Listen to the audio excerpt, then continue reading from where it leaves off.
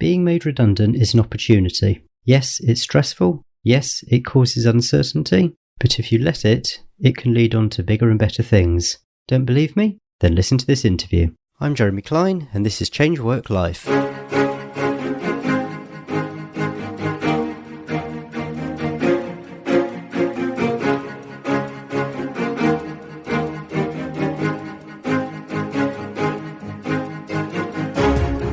Hello and welcome to the Change Work Life podcast, where we're all about beating the Sunday evening blues and enjoying Mondays again. This is the second interview in a series all about the changes people have made to their careers as a result of the coronavirus pandemic. Many people have lost their jobs and been made redundant over the past 12 or 18 months. And whilst that can be a very worrying and a very stressful time, it can also lead to opportunity. And that's what we're going to talk about today with my guest, Kerry Parkin. Kerry founded Est Communications in January this year, 2021, and it's a communications agency for startups, scale-ups, and disruptors. Kerry, welcome to the show. Thanks for having me. Morning. So to start off, what does a communications agency actually do? It's a great question. It depends on the kind of communications agency you work with. So for my agency specifically, we help small businesses and new businesses tell their story to a range of stakeholders, such as the media, to consumers, to politicians, to regulators, and really hope to kind of make sure that that message is understood for the business success. Alternatively, we also help businesses that might be getting into trouble reputationally. So they might have come a cropper with the media, they might be on the wrong side of a debate, or they might have a challenging view that's not a cultural norm, and therefore we have to try and educate those same stakeholders on that position and help them recover from that. So it's both a positive and a reactive experience, I suppose. I'm curious, which of those do you prefer? Do you prefer the sort of the building the message, or do you kind of like the firefighting? I like the mix of the both, and I've always done both, really interestingly. I've done proactive communications and crisis from my very first engagement and my very first in-house role that was with Virgin. And sometimes you think Virgin couldn't possibly have crises or issues, but they did, like any big organisation. So I enjoy the mix. I enjoy the strategic planning of the positive proactive, and I enjoy the all hands on deck that an issue or a crisis presents. And, I think both give me energy in different ways. So I enjoy both. How did you get into this field in the first place? It was one of those very old career coaching Bible books that they used to have. So I went to a career coach at university and said, I like reading, I like films, and I like running events. And they took out this huge manual and did an index. And they said, right, well, either a journalist, a public relations specialist, or a marketeer would be your best option. And so I thought, well, I'll give the middle one a go, and did some work experience. I did 3 weeks worth of work experience and was offered a job off the back of it. So it was almost kind of falling into that career. But actually, I probably couldn't have found one more better suited to me. I enjoy fast-paced organizations. I enjoy thinking strategically about the world and how you can impact it for the better. I really enjoy the fruits of labour when you see media coverage land and when you stop media coverage from happening. That actually is a real thrill. One of my jobs, I actually would have a rate of around 9 to 10 stories not making it to the media each month. And that was my definition of success. I was reviewed on how well I'd kept them out of the media at some point. That's remarkable that even at university, you were able to, with help, identify a career which you've stuck with. Because as I know from, and listeners will know from this podcast, a lot of people start a career and then change partway through. But for you, it's always been what you've loved and what you've enjoyed. I do enjoy it. And dealing with difficult people and trying to explain a point of view is the one thing that I really enjoy in my job, about having the calm, steady approach to actually turning something around and or making those who are not heard is something that really kind of drives me. I think the other thing as well is I've had quite a varied career. So I've worked in-house and in agency. So I've had quite a variety. I've worked for people like Virgin and Microsoft, and then people like Costa Coffee. I've worked for an alcohol company. So I've had a lot of variety in the people I work with, the companies and the sectors I work in. And I've also done global, so I've worked across 92 markets before. So that gives me enough variety, I think, to keep me interested, especially in cultural differences. That's really interesting for me. Before you were made redundant, which I gather was in November last year, is that right? It was, yeah. So what did your last job look like? How long were you in it and what did it look like? Yeah, so I was in a very large agency network in their London office. I led quite a number of accounts. So I led Facebook EMEA, WhatsApp, Weight Watchers, now known as WW, Astellas, which is a pharma company. So a really lovely variety of accounts and clients, and some across Europe, some global, some very UK. And for each of those clients, there was a different brief. So one perhaps would like to raise their profile in the region so they could talk more positively about their business. One wanted to really kind of explain their change in their business to end consumers. So very different briefs, working with around 30 team members. So real collaboration, a really collaborative affair, but very, very busy, very flitting from one account to the next, trying to keep all the plates in the air. And ultimately, working 13 hours a day in London. So would be on a train by 7:45 and at home probably about 8 o'clock, have a bit of dinner and log back on again. That was the working day. That was what I was used to.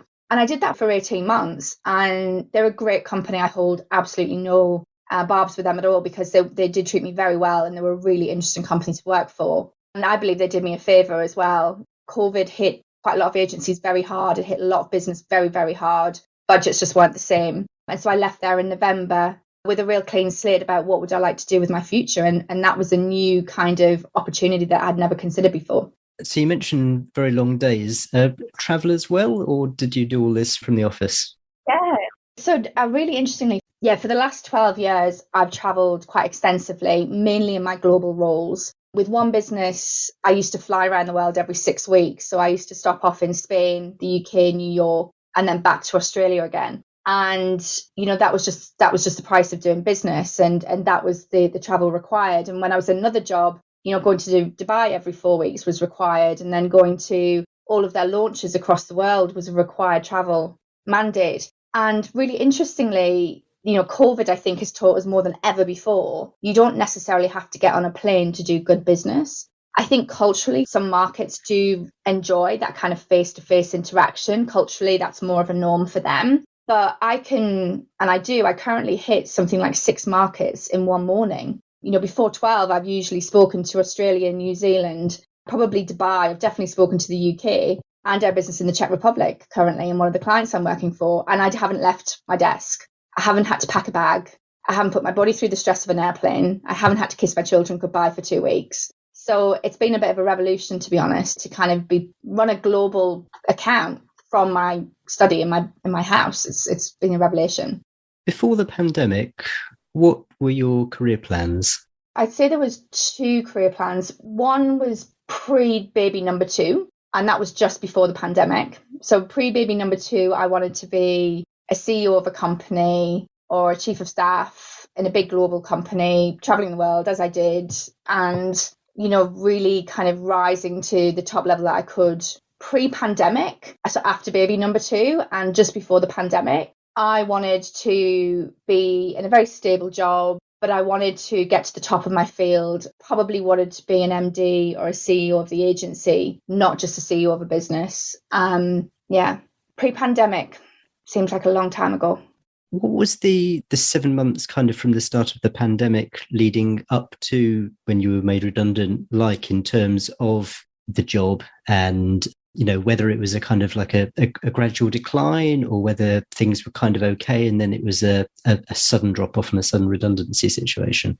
I mean, I think like many, the pandemic turned a business upside down. And I think actually the business I was working in responded very well. We had a huge number of clients affected by the pandemic, and it was our job to try and, as much as we can, give them the best advice and counsel to kind of respond to that. So I was incredibly busy. I'm also the kind of individual where if a challenge is presented, I will go out there and try my best to actually fix it or to actually make some changes in order for things to stabilize quite quickly. That's just how I work. So I was incredibly busy, actually. But my husband lost his job, and that meant that there was a kind of increased focus on me keeping mine. And I wouldn't say it was a gradual decline at all. In fact, the call, that very cold November morning was quite a shock. It wasn't something that I had expected, and I wasn't the only one. I think it's fair to say that with the pandemic, we were 6 months in, but the guidance we were getting is this was going to be an 18-month, 2-year issue. So actually, we still, as a business, had a long road to travel before business would normalize or stabilize. And so, yes, it was a huge shock. I think previously I've always led change comms. So I've always led the change in an organization. So to be on the receiving end of that change was a real shock. And it really rocked me as well, because, you know, my husband wasn't working. We had 2 children. We were trying to cope in a pandemic with a lockdown. We had enough kind of choppy waters happening for us anyway without this added to the mix. And then my biggest challenge was I just didn't know what to do next. I had no idea what I would do or what I wanted to do. I had no idea. And that was more scary than actually losing my job. That I could cope with, that I can figure out. But what do I do with my rest of my career? That I really struggle with. So did you have an immediate reaction, a sort of like, oh, I need to find another job, any job as quickly as possible? No, my immediate reaction was to cry. And my immediate reaction was, it's the end of the world. And my immediate reaction was, I've let my family down, because they were banking on me having a job. And now we are left with nobody working. The events industry had died for my husband. He couldn't get a job in events. I knew that I had skills and I was marketable, and I knew I could get a job. That wasn't what was most upsetting. I think the most upsetting thing was, one, leaving my team, and then quickly followed by this sense of shame that I'd let my family down. Quickly followed by, yeah, I could get another job, but do I want one? And what do I want to do next? What's even my calling in life anymore? I don't know. Where does this sense of shame come from, out of interest? I mean, we're in a situation where it's a global pandemic. Thousands upon thousands of people are being furloughed or made redundant. So where's the shame in being made redundant? And I think that you asked what my immediate reaction was, and it was that. It was more that I'd let the family down, that I had in some way contributed to a process that was beyond my control. And I understand that now, but my immediate response was, you know, I've let them down. For whatever reason, they were banking on me to bring in that salary. And of course, my family didn't feel like that. And of course, that was the most ridiculous thing to actually consider when we were in a pandemic and millions of people have lost their jobs. But that's how I felt at that moment in time. That one didn't last as long. It was more of, I miss my team, and I've kept in touch with some of them. And as I said, I left with real grace and no hard feelings with the business. You know, I still recommend them to people I work with if they're looking for big agencies. They're a good outfit, and there were some really lovely people. I left with no hard feelings, but it was more, it very quickly within the first week or two became, you know, what do I do next? And that became the all-encompassing challenge, not about money or my family or even the teams. It was more about, I just genuinely don't know what to do next. Can you talk a bit more about what that means? So, you know, one possibility, I suppose, could have been, well, I'll just get another job in a similar organisation doing the same sort of thing. So were you concerned that that job didn't necessarily exist, or was the situation causing you to reassess whether you even wanted to go back to that sort of thing?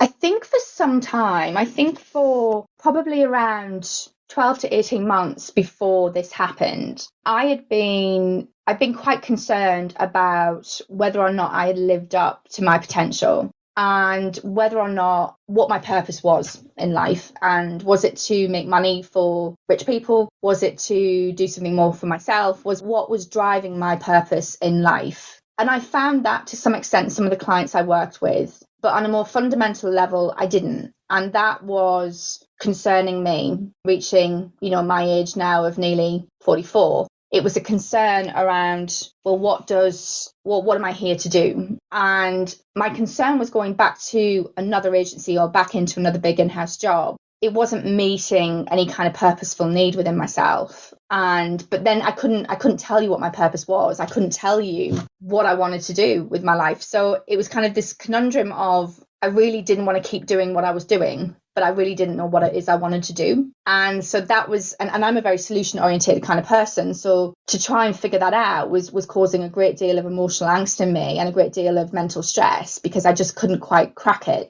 Did the pandemic and the situation accelerate this then, do you think? Is this something that was already there and it just kind of was all brought home as a result of the circumstances?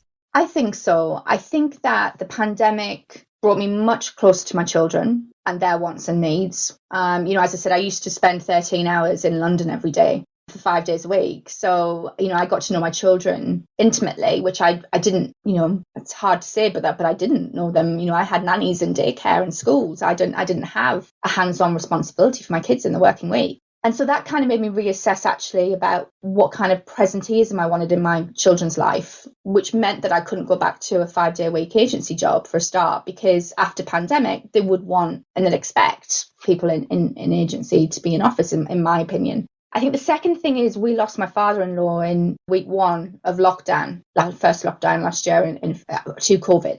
And I think that just kind of generally brings a reassessment of life's priorities when you start to lose family members and about what you leave behind. So again, kind of faced with my own mortality, it's kind of what's the obituary you're writing? She spent 13 hours on a train every day and did a good job, but doing what?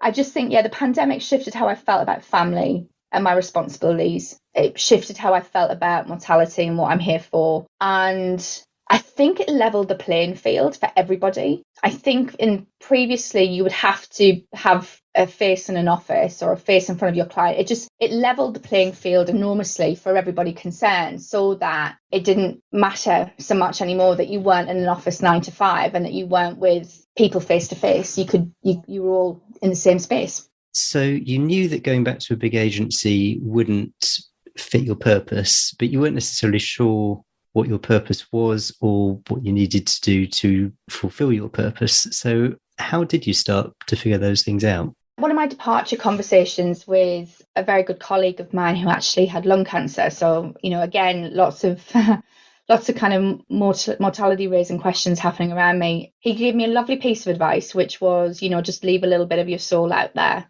And I love that. And it got me thinking. And I'd spoken to a coach who'd asked me to map out my life in 7-year increments from when I was born right through to today. And when I did that, what I found was there was a lot of common themes. Helping people was one of them. I got my greatest sense of achievement when I'd helped somebody. My second greatest sense of achievement was when I'd done something that people couldn't believe could be done, like I moved a mountain. And then my third was when I'd help people grow their business. And, that was from a very early age. When I must have been 13 at school, we used to have these horrible school lunches and I hated them. And one day I went over to a newsagent across the road from my school and I took a loaf of bread and a packet of cheese and said, why don't you make sandwiches? Can you just make me a sandwich now and I'll pay you for it? And I worked with him to develop a whole sandwich offer for the school. And by the time I'd left the school, there would be queues around the block waiting for this sandwich guy. And for me, that was one of the greatest kind of achievements. I'd helped this guy set up a whole new offer.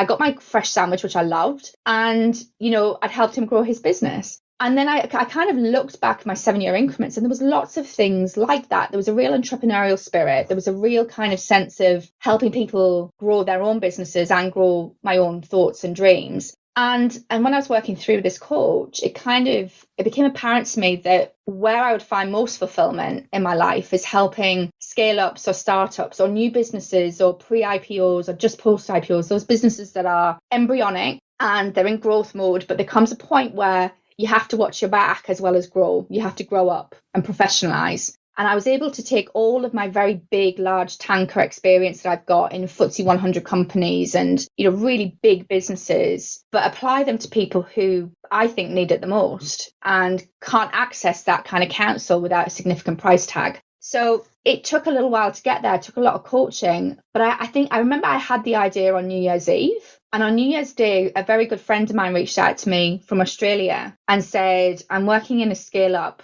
We want to globalize quickly. We need some help. And within 10 days, I'd established the business and had my first client. So I'm also a very big believer that whatever you put out to the universe comes back to you. Manifesting for me has been a 20-year kind of dream and action and activity. So I have 2 clients now. One's big, one's small. I'm okay with that. Let's talk about the coaching. Was this something that you started between being made redundant and starting your own business? It was a parting gift actually from the business I left, and I only did 3 sessions, so it was very light touch, and that was all I needed. I think a lot of people feel like you need to do 6 months worth of coaching in order to find your way, or I think if you genuinely commit to the process and are quite an insightful person and you know yourself, I think it can be much quicker.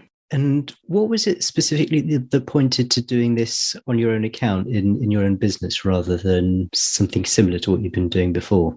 Well, first of all, I don't think anybody's doing it. I think if they're doing it, they don't do it particularly well. They do it in a very kind of, I don't tell a lie, actually. There's one agency that does this quite well, but they do it on a very UK basis. So there aren't people that do it globally. And I think that's where, having worked across 92 markets before, I can kind of bring a global view of international expansion as well, which a lot of startups look to do quite quickly, really interestingly. They don't just seek to be in one market. And I just felt like I wanted to benefit my family going forward. And I wanted to make sure that whatever IP sits within me stays within my family and my business success. And I'd never felt like that before, but I felt like there was a real pride in kind of having 20 years in business, that my next 20 would be about, supporting new businesses, but equally supporting my business and my family. I've always wanted to own my own business and never did. And I felt like I needed to at least try. What do you think stopped you from doing it in the past? I think it's the hamster wheel, right? It's the mortgage and then the children and then the school fees and then the children and then the dog and the cat, and the mortgage gets bigger. And I just think taking that risk feels a lot riskier when you have other options and a safety net.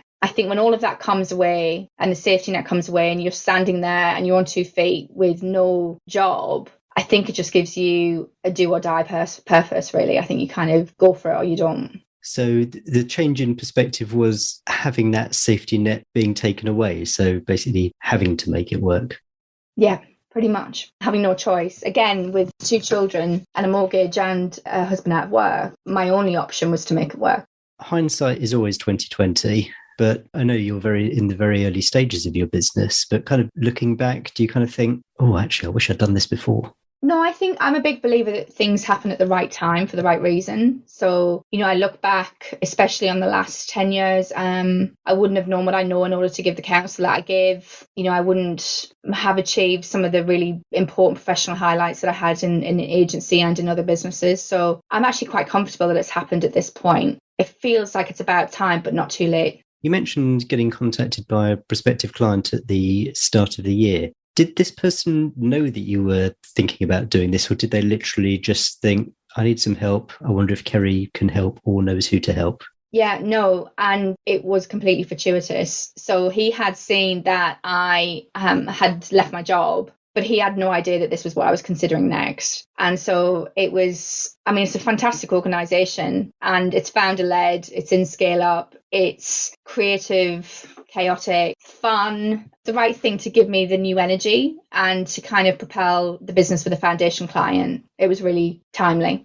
And having had your first client basically fall into your lap, what were your plans before this client fell into your lap for getting your first few clients? Yeah, and it's interesting because of the comms agencies that are out there, I'm one of the very few that has a particular phase of your business development that I work with you on. Most comms agencies will do everything from startups to huge tankers. They will just cover the suite, but none of them have a kind of speciality. And so finding those businesses, it takes research, it takes energy. I've had a lot of great meetings, but what's been really interesting is some of the big businesses that have come to me and said, we want to recapture that spirit. And we want to kind of recapture our youth a little bit. And so therefore, can you help us do that? So that's been a little bit unexpected, actually. But, it's early days. I'm in no rush. I've got a great client. I've got a new client that's come on board, much smaller, female CEO, just pre-IPO, Series A funding, just really interesting business. And I'm really happy servicing them as myself at the moment. I don't have plans for world domination just yet.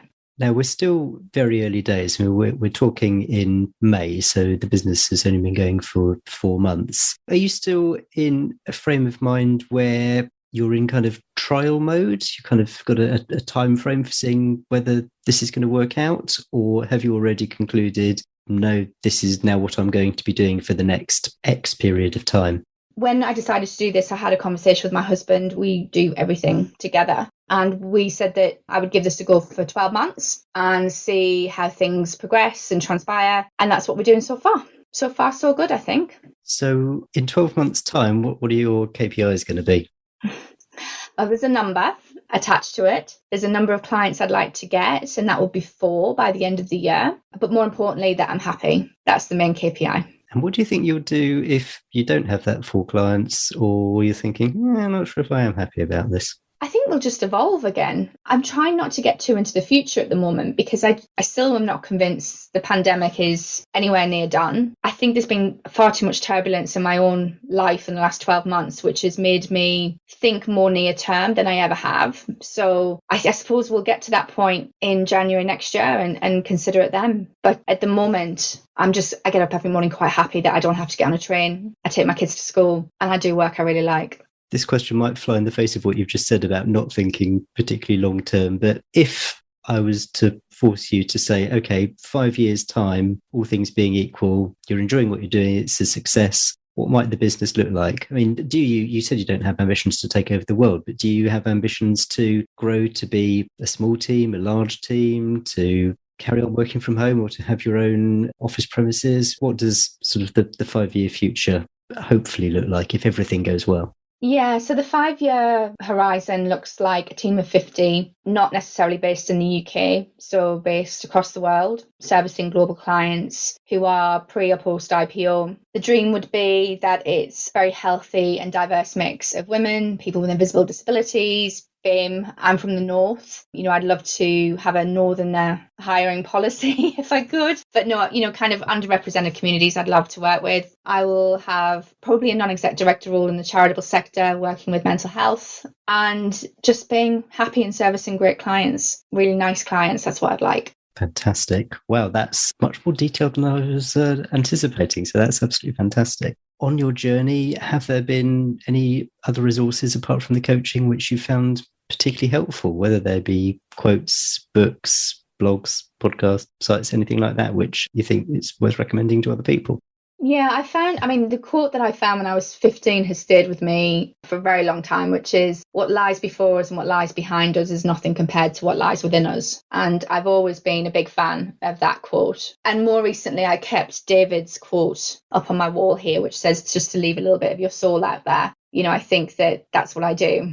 In terms of books, I read recently 4 feet from gold. I can't remember which one it was, which is about giving up just before, you make it, which I found really interesting. And I also read The Chimp Paradox as well, which I found to be really revelationary as well. More recently, I've been reading books like Truth to Power, which has been, especially in my job where you're dealing with CEOs and founders, very, very helpful. And even my 3-year-old wants to read it. She gets me to read it to her now. I think that's quite worrying. But no, I read a lot, and I think there's some lovely resources available out there. But I'd say my main source of support and coaching has been my mum. My mum she's a phenomenon, and she's been there and done that and lived through most of it. So I've been quite lucky in that regard.